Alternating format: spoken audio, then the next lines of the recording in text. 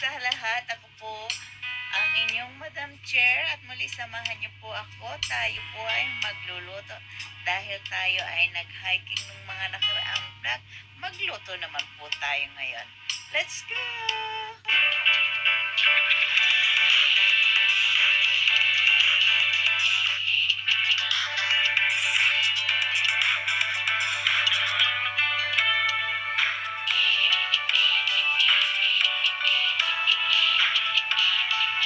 At dahil may nagbigay sa atin ng pritong bangus, yan, atin po yan hinimay-himay para maging flakes at tinalis po natin yung mga tinik niya at saka yung buto.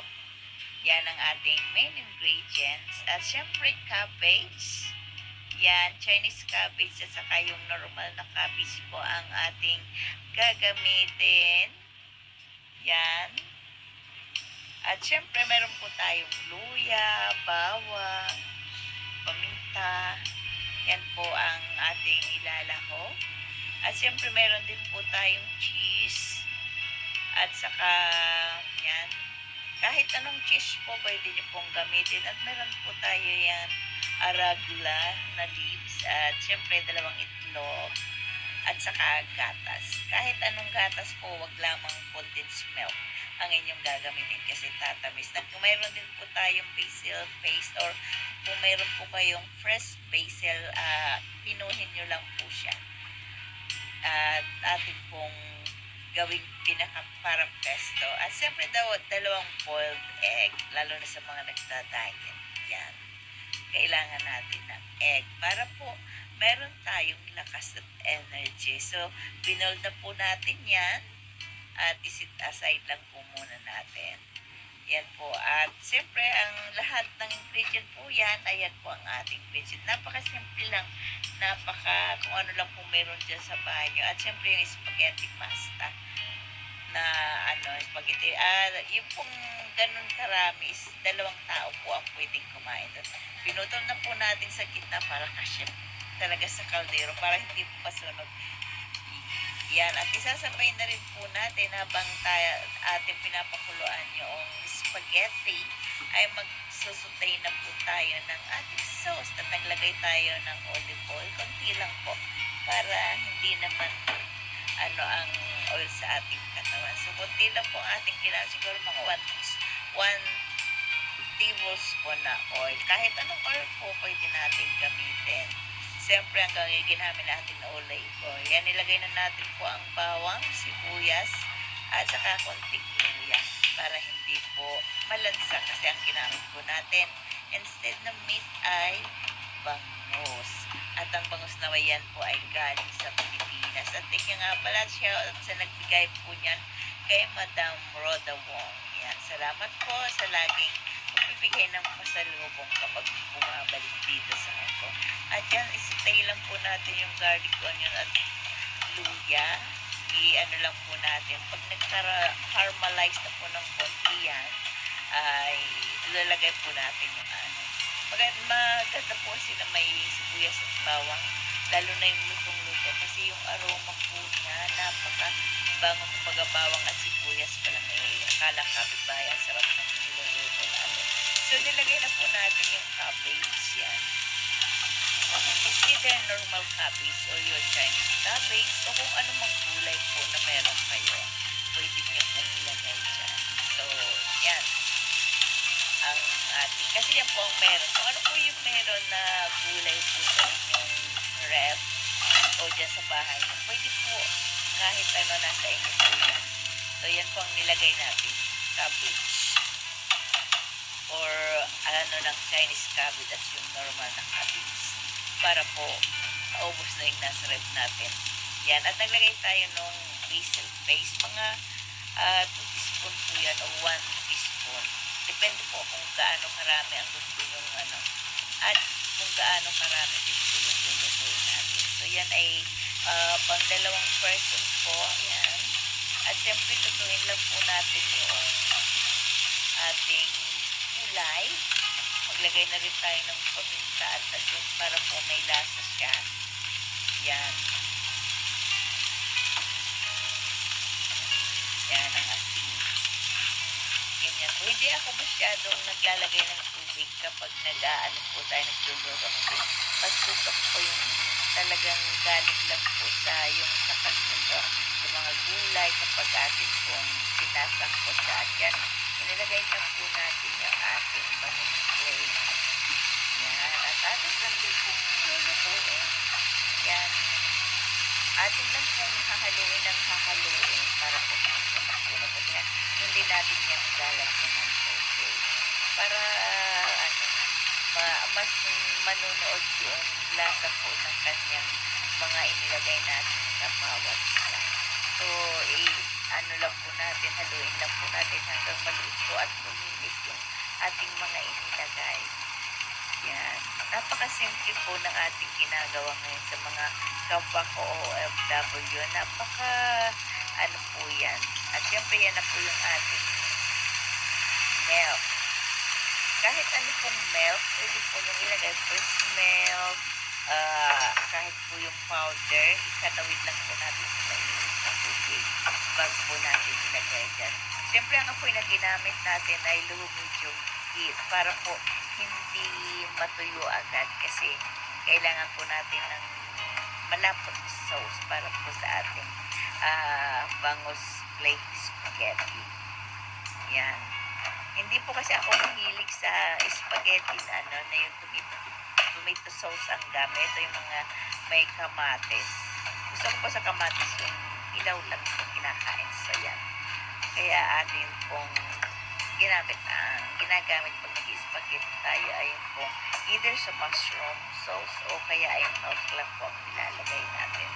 At syempre yan, katulad po niyan, konti na lang po yung sauce niya dahil kaunti lang naman po ang ating lulutuin para lang po sa atin yan at para sa kinabukasan yung isa.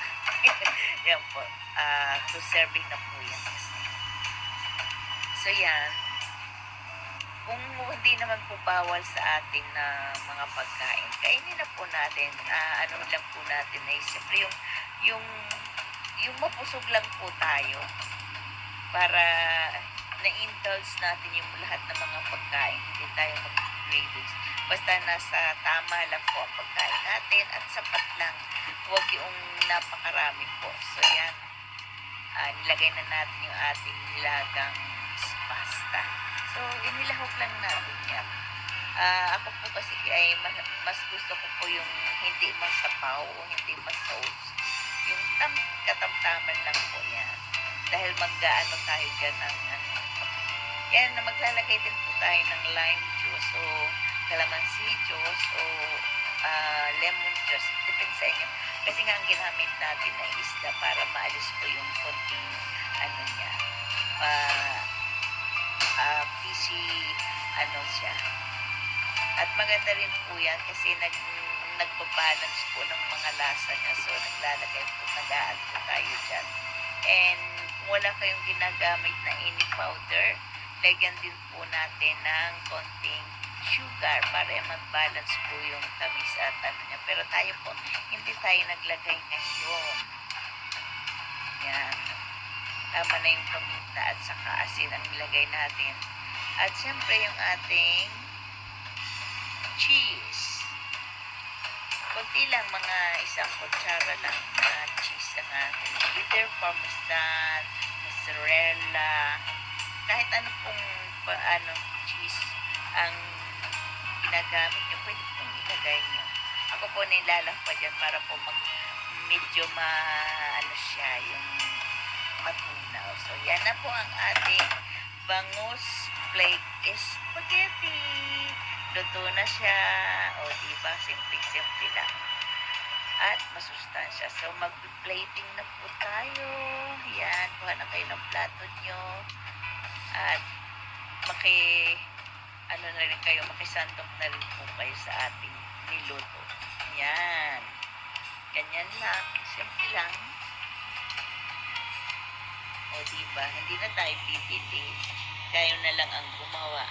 O, diba? 2 serving ang ating niluto. Napaka-simple lang. Na yan, 2 beses nyo nang kakainin yan. So, kung yan ay ating lunch ngayon, bukas uli yung lunch na kasunod. O, diba? So, yan ang ating lalagay na po natin yung ating, kung may spring onions kayo, spring onions, gamitin nyo at saka yung ano ba tawag doon? Yung basil leaf, yan, ay wala po tayo sa ating ref ngayon, kaya ang ginamit natin ay arugula. Yan, inano lang natin julienne size. At yan na po ang ating bangus flakes spaghetti. At magdekorasyon na natin ng itlog.